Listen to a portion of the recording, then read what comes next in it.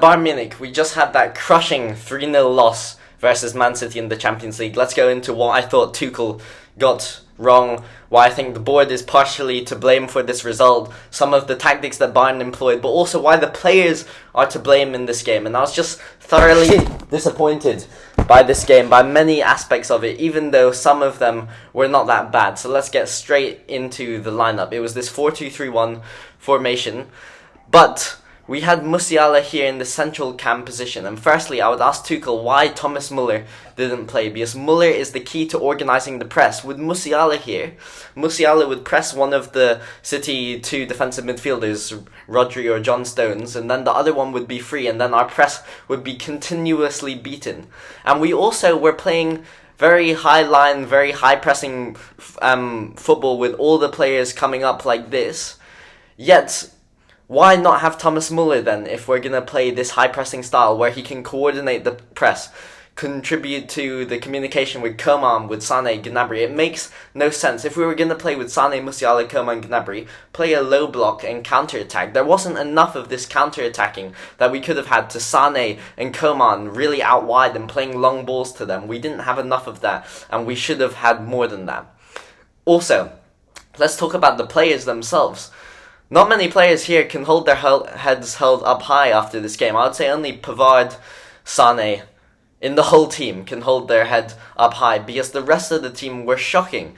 Davies, Upamecano making continuous mistakes at the back. Sommer, because of his positioning, was poor when collecting the ball, when the ball came to his feet. He just added to the nervousness surrounding the back line, and it added to jitters across the whole back line. I'll talk about this more in the pictures, but he really negatively impacted the team, and we saw how we missed Manuel Neuer so much. Gnabry, anonymous up front, same as Sadio Mane when he came on. As I said, Musiala was so poor leading the press, but he was also poor when on the ball. He was physically outmatched, and that's why Tuchel needed to play Müller there, because two CDMs were on Musiala, so he couldn't dribble. He continuously got physically muscled off the ball. Kimmich was not controlling play. He was not stepping up to the captain's role and really calming his teammates down and stamping his authority on the game when Bayern needed him most. Davies with mistakes. Upamecano with so many mistakes. Pavard was good. Sané was good. He was at least trying to create something. He was at least trying to help the team, but throughout the other players, even when going in attack, we were so lethargic. We weren't counter-attacking with pace. They would leisurely run up, and then City defenders would have got pulled back. So overall, from these standpoints, I thought it's just a very negative setup. So let's go straight into these pictures now. So this is what I was talking about with Sommer's antics. You see here, this is one of the first times this happens in the game.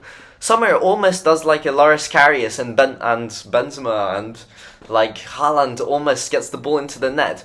But you see here, he's not able to play the quick pass. He takes so long dawdling with the ball at his feet, and this adds to the nervousness around the Bayern back line, because they're nervous that Sommer's going to make mistakes, and he made mistakes on the ball like this, which City almost punished many times in this game. So very poor from Sommer in this aspect. Another point where I'll talk about Sommer is the poor positioning. So here Upamecano plays a really risky pass to Pavard. See, there wasn't enough simplicity going on, but Sommer shouldn't be here. If Upamecano is here, Sommer should be here, so providing the option for Upamecano to play back to him. But because of his poor positioning here, it means that there's a lack of communication between Upamecano and Sommer. Upamecano doesn't know what to do, so we almost give up a goal here. But if he passed it back to Sommer, he's too far forward that he's not being able to play. So Sommer was crucial in us not being able to control, dictate the tempo, beat the Man City press.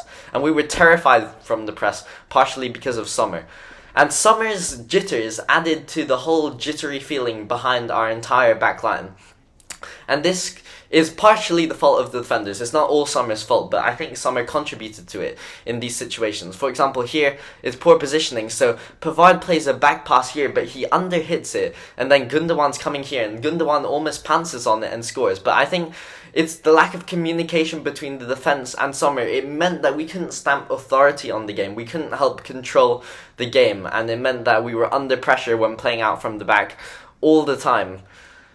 Another instance where this occurred is Upamecano here. This isn't Sommer's fault because Sommer's in an okay position here, but Upamecano is undecisive. He's just dribbling around and then Grealish pounces on him, steals the ball, plays to Haaland. Haaland's here, crosses it in, Bernardo Silva scores.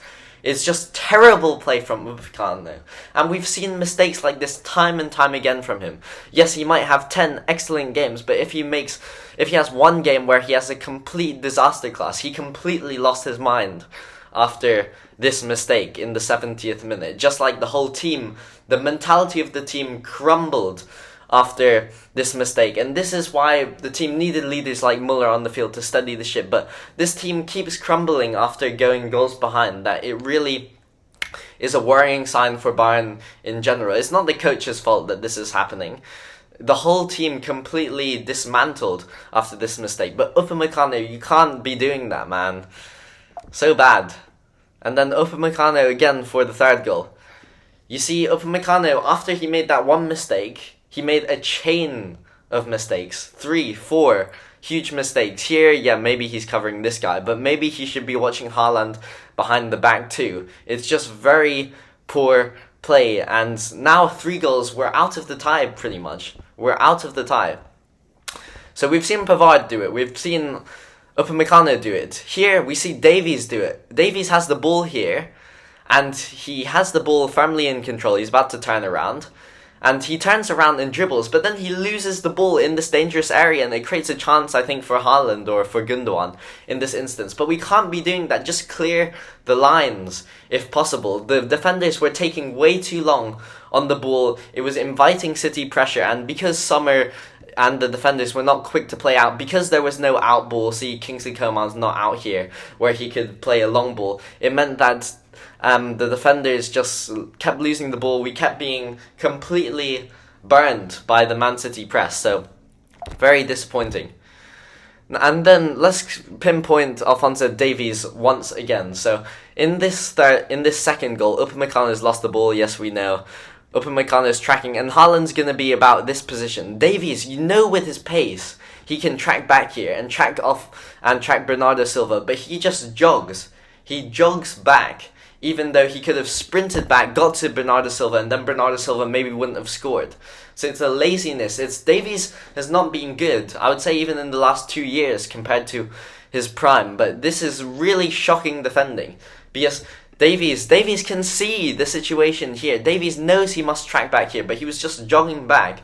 And it meant that we've given up a second goal, and it meant that we're now out of the tie, pretty much. And it's the fault of these defenders. It's the individual performance. They're not trying hard enough, these players, like Alphonso Davies in this instance, or like Upamecano being too relaxed on the ball, or like even the half-hearted play we saw in the first goal from Musiala taking on Rodri. Musiala was very half-hearted. He wasn't trying hard, it seemed, in this game today, and that was very disappointing. But also, you see here, he just goes into the challenge. Rodri easily skips past him. And then, what's more, it's not just Musiala who fails here. It's Kimmich. Kimmich doesn't put his body on the line to block this Rodri shot. You see his back's to the goal. Exactly what you're not supposed to do, and he's not made big. He doesn't close Rodri down quick enough to get in front of the shot. He's scared about the shot hitting him instead of trying to block and defend the shot. So it was just poor from Kimmich, and this was the theme during this game. It was half-hearted play from all the players. As I said, only Sané, Pavard, maybe De Ligt can be hold their head with respect, because the rest of the players, it seemed like they weren't putting effort, like Kimmich and Davies not blocking the shot, like Davies not tracking back, like Pavard or Upamecano or Kimmich not being concentrated, like Sommer providing poor positioning. It was just poor performances from the players, and their mentalities crumbled after we conceded the second goal, and we were playing truly horribly. So I can't even blame this on Tuchel. Some things Tuchel got wrong, not playing Müller, not playing a low block, maybe. But Tuchel's not responsible for these bad actions of the players. And let's also now talk about the board. So this is the big question. That the board sacked Julian Nagelsmann because they thought the treble was in danger. Well, now we're out of the cup. Now we are out of the Champions League, pretty much. We have a very low chance of progression now, which is a fact, unfortunately. And this is with Thomas Tuchel in charge. This Bayern squad is nuanced because we don't have a straight striker. But Nagelsmann was finding a system which worked even though this was the case. And he had just found a good system which was working. We beat PSG convincingly. We were doing well in the league. We still had a chance to win the league. We probably would still be in the cup. And I don't think we would have lost 3-0 if Nagelsmann was still in charge. He's good against good teams. So it's just a really confusing decision for Nagelsmann to be sacked. And the board must take responsibility for this, because now we're going to be out of the cup and we're out of the Champions League, and we might not even win the league. Our performances under Tuchel are convincing.